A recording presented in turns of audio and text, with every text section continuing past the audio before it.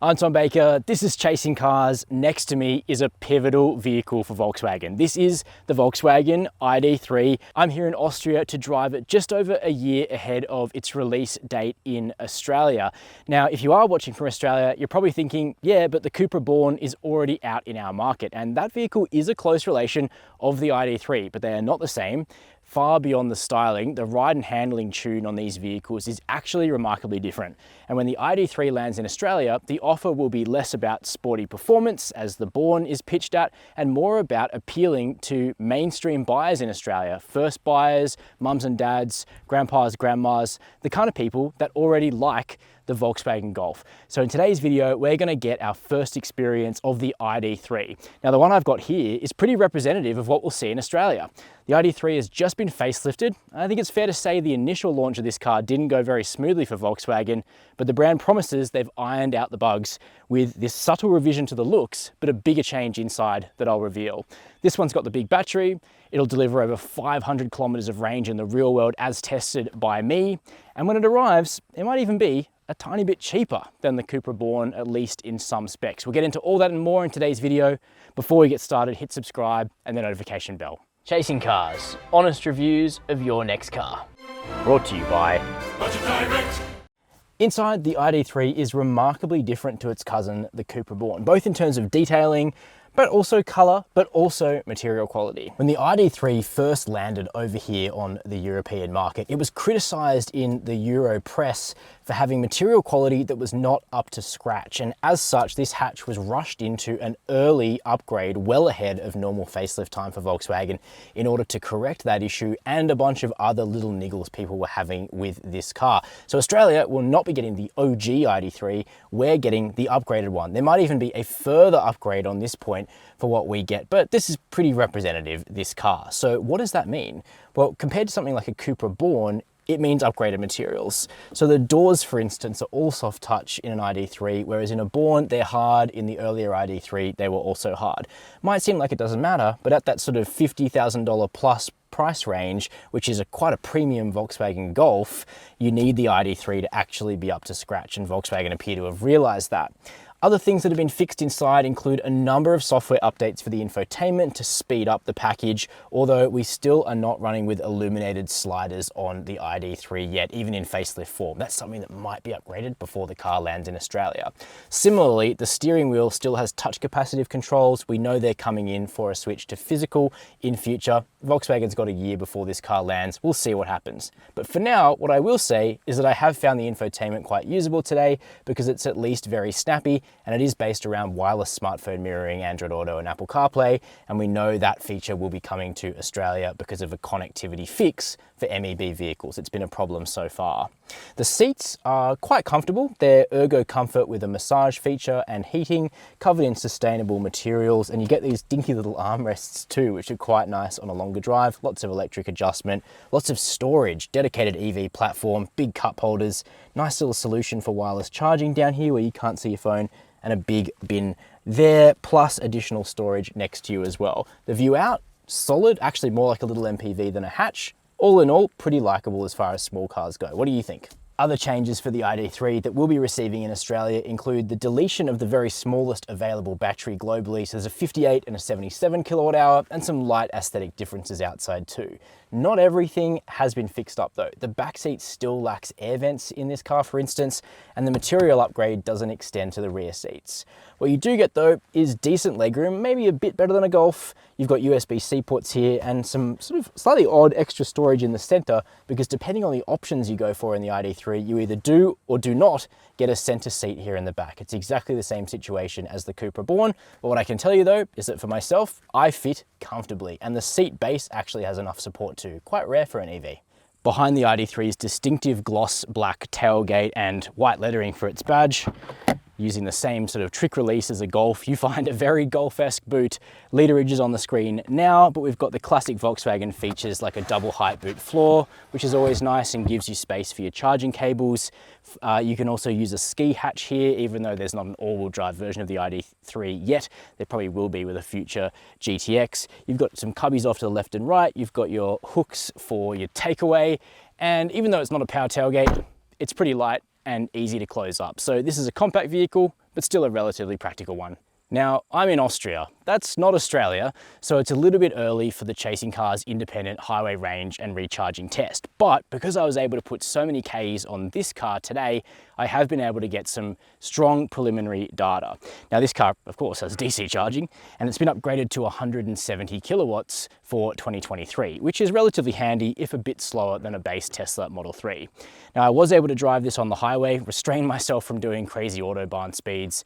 At an average speed of just under 100 kilometers, it was consuming 15.6 kilowatt hours per 100 Ks, which works out to a highway range of 493 kilometers, which is pretty handy. But we spent the whole day grand touring, quite a lot of low speed through European towns, bit of high speed work, and a huge mountain pass as well here in Austria.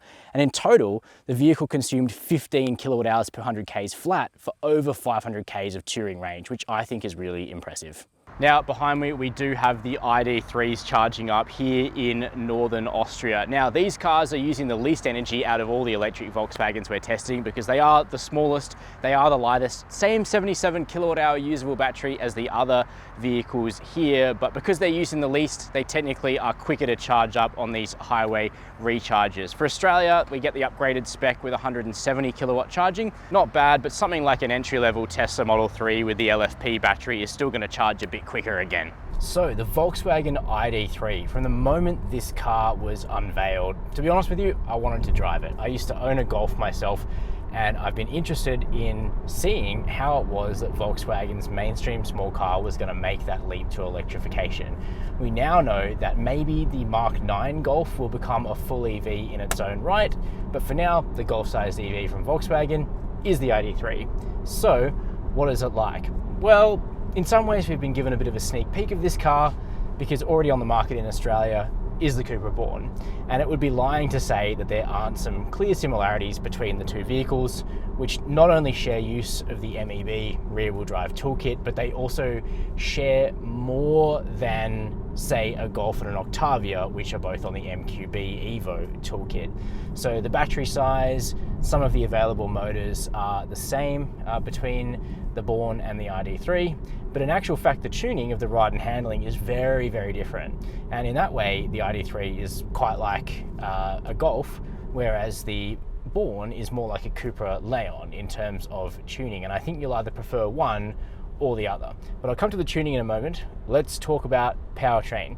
Now, out of the three Volkswagen ID vehicles that I'm driving this week over here in Europe, the ID3, the ID5 GTX, and the ID Buzz, the ID3 will be the last to come to Australia. The reasons behind that aren't entirely clear, but one observation I would make is that it's probably where there's the least gap right now, because Volkswagen Group brand Cupra is offering a small hatchback in this space. With the Born, Volkswagen really desperately needs its electric midsize SUVs, so they are coming around the middle of 2024, and Volkswagen Commercial Vehicles is very keen to get their hands on the ID Buzz. So I think the priority on the ID3 is probably the lowest, but it is still coming to Australia, and it will probably come in more than one variety, because the intention for the ID3 is precisely for it to be perceived as being like an electric Golf. And Volkswagen Australia sees a real strength in the Golf as being a car that virtually anybody could drive. It's popular from everyone from mums and dads to grandpas and grandmas to, older teenagers as their first car. It's very versatile, and that is the intention for the ID3 as well. The one I'm driving here is a 150 kilowatt model. It's the same basic motor as the Cupra Born that's sold in Australia, although for the Born's case, the motor has an overboost function out to 170 kilowatts. We don't have that here in this particular ID3. We're limited to 150, and as such, progress is adequate, but certainly not rapid, because the weight of the vehicle before I step foot in it is over 1900 kilos, so call it 2 ton with me and some cargo on board. Not a light vehicle, quite a dense vehicle because its dimensions are still really compact, much like a Golf, but it's weighty, and so therefore with 150 kilowatts of power, it gets along well. It's got quite a lot of nice shove from 0 to 50 kilometers per hour, and after that, it's not like it becomes weak or slow. It's just not going to shove you into the back of your seat.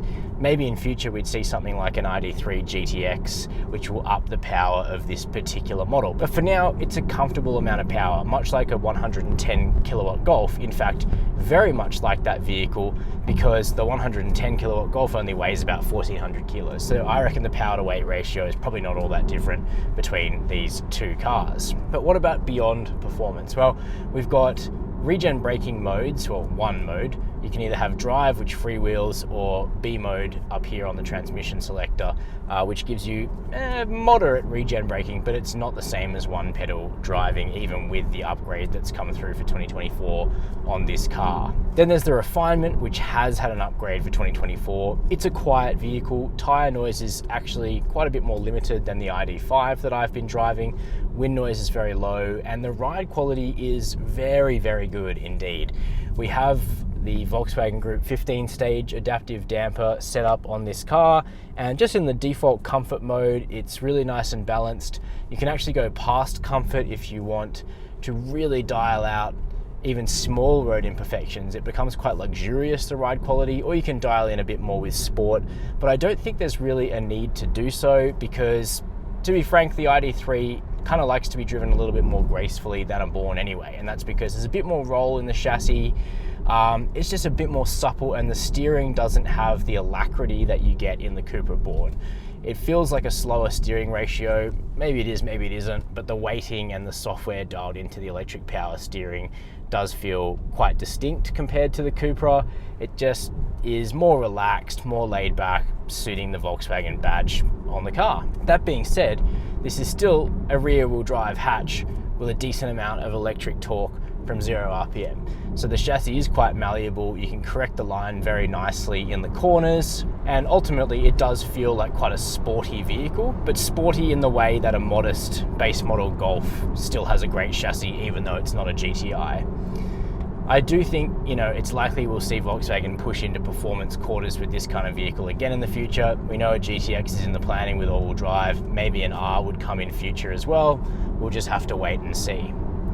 Now, in terms of safety features, we've got travel assist, which keeps you dead in the center of your lane. We've got adaptive cruise, we've got blind spot monitoring. Now, the Cupra Born arrived in Australia with just basic versions of these systems because it lacked connectivity, which had a flow-on effect to features like travel assist. I do think that the ID3 will come to Australia with the full suite, because Volkswagen locally has been working feverishly on a connectivity solution which will hopefully prevent that knock-on effect from occurring, but we still have to wait and see. Lastly, I think it's interesting to speculate on what motors Volkswagen would choose to bring to Australia, because the ID3 comes in a bunch of different flavors over here in Europe. I personally think the 150 kilowatt is probably the right fit. It leaves a bit of headroom internally to not be stepping on Cupra's toes, but I think any less power than this in the ID3 probably won't be delivering on the performance promises that would be important to a modern Volkswagen in Australia. But again, not confirmed, and in fact specific arrival time for the Born is yet to be locked in, but it's looking like late 2024, maybe early 2025. So that's my first impression of the Volkswagen ID3 in a spec that's pretty representative of what we would get in Australia, with the steering wheel moved to the other side, of course. Fundamentally, I think the subtly upgraded and revised ID3 is just a really likable EV. And I'm not just saying that as somebody that has had a Golf in the past and knows these cars. I'm saying it as someone who's tested most of the affordable EVs on the market now, and most of them aren't that great. In fact, I think it's probably between the ID3 and the MG4, and perhaps that Cupra Born at 60 grand for the cheap and cheerful cars that are on the market. Naturally, there are lots of positives for splashing out and going for something like a Tesla Model 3 if you want a vehicle which is even more efficient and has access to the supercharger network immediately in Australia. But I think the ride and handling is clearly superior in the ID3 to something like the entry-level MG3, and I think it's also a little bit ahead of that MG4. That being said, the latter car continues to be a real steal on the Australian market. That's kind of the competitive landscape though that this car will be playing in when it lands. Very keen to see what price Volkswagen actually settle on for this vehicle, whether they'll bring the small battery and the big battery, a low spec and a high spec. Those decisions will be pivotal to making the ID3 competitive.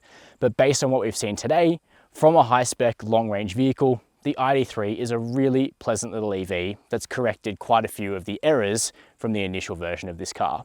Keen to know your opinion though, please let me know down below in the comments. While you're there, hit subscribe and the notification bell if you want to see more videos like this. Feel free to share the video with anyone you know considering a new EV.